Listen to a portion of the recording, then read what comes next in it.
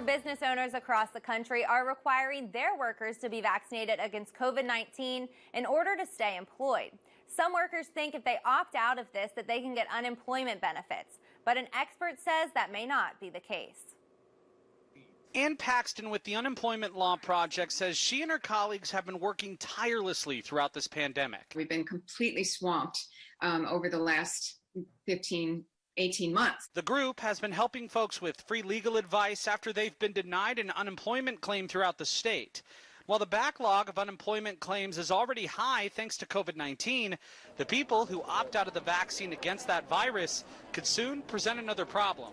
This is going to be one among many issues, I think. Because some may think that if they choose not to get the vaccine and their employer starts requiring the shot in order to work, if that person gets fired, they can fall back on unemployment. But Paxton says those people would be in for a rude awakening. Most states would find the employee is disqualified if they from benefits, if they are fired for refusing a vaccination. Though in Washington, this is a bit of a gray area.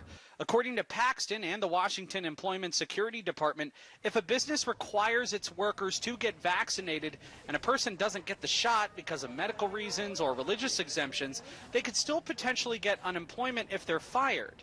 If it's more for political reasons, it's probably getting denied. I think there's a pretty common sense that a public health measure like required vaccination is a legitimate reason for an employer to make a kind of concerted requirement. 13-year-old Carlos Ramos has died after being struck by lightning in New York Thursday. 6 other people were injured when lightning struck Orchard Beach in the Bronx Thursday. Lifeguards saw the clouds gathering and tried to get everyone out of the water and off the beach as quickly as possible, but some were slow to respond.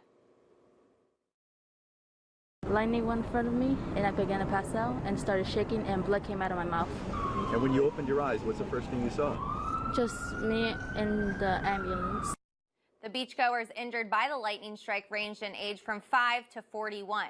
Lightning strike deaths in New York City are pretty rare, with the last one taking place in Chinatown in 2002. Interstate 70 is finally open in both directions through Glenwood Canyon, Colorado, after 2 weeks of cleanup. Since late June, the highway has been closed by mudslides multiple times, which are blamed on the Grizzly Creek burn scar. The burn scar leads flash flooding and mudslides because of the lack of vegetation destroyed by a wildfire. The governor blames the closing on climate change and believes there's an urgent need for alternative routes through the Rocky Mountains.